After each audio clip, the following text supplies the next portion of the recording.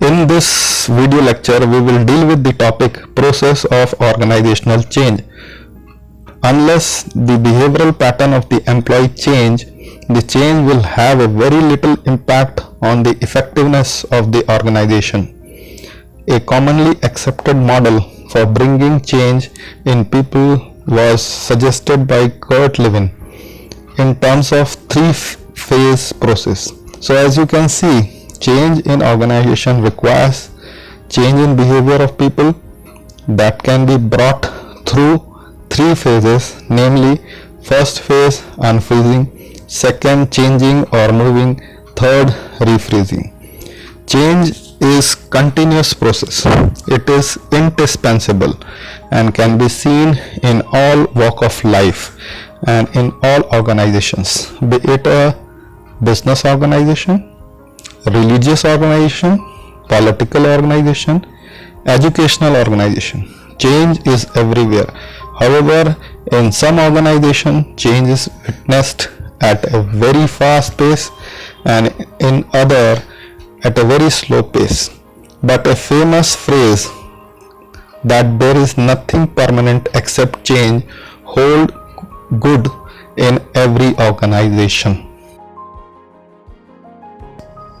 Management style to change can be either proactive or reactive.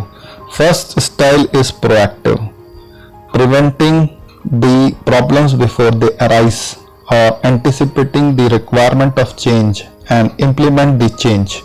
And the second is reactive, when there is no option left and when the change is absolutely required, you go for a change.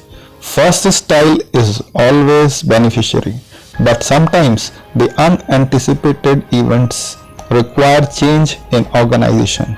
Like today, after COVID-19 pandemic, every organization has to change. Here you can see the famous Kurt Lewin's management model of change. It comprises of three phases. First phase is known as unfreeze phase. In this phase, one has to determine what needs to change. They have to ensure there is strong leadership support, create the need for change, manage and understand the doubts and concerns. So this is the first stage. Then comes the second stage, which is more vital. Second is known as changing or even moving phase. Here the communication is very important. The communication to employees is very important, and one has to dispel the rumors because there are so many rumors all around in the workplace. They have to empower the action and involve people in the process. Involvement and commitment of people is essential in this phase. Then comes the third and the most important and last phase, which is called as refreeze phase. Here one has to be anchor of the change into the culture. They have to develop the ways to sustain the change. They have to provide support and training. It has to be an intensive training to the employees, and most importantly, they must celebrate success. We will now see these phases in detail. First phase is unfreezing phase. The essential of unfreezing phase is the individual is made to realize that his beliefs, feelings and behavior are no longer appropriate or relevant to the current situation in the organization. Once they are convinced, the people may change their behavior. Rewards for those willing to change and punishment for others may help in this matter.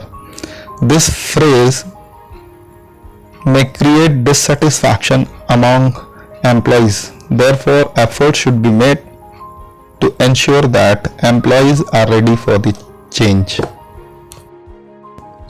Changing, which is also referred as moving phase. Once convinced and ready to change, an individual under this phase learns to behave in new ways. He is first provided with the model in which he is to identify himself. Gradually, he will accept that model and behave in the manner suggested by the model.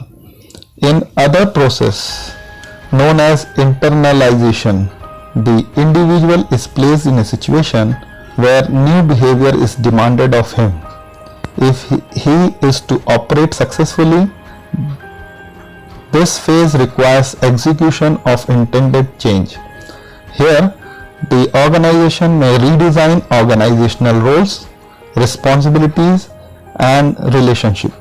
They have to train the employees with new requirement skills. To bring change in this phase, the supporters of change should be promoted and the resistors need to be removed. Now coming to the last phase, that is refreezing. During this phase, a person has to practice and experiment with the new methods of behavior and see that it is effectively blends with his other behavioral attitudes. Reinforcement for creating a permanent set in the individual is provided through either continuous or intermittent schedules. In this phase, the organization has to ensure that the change becomes permanent.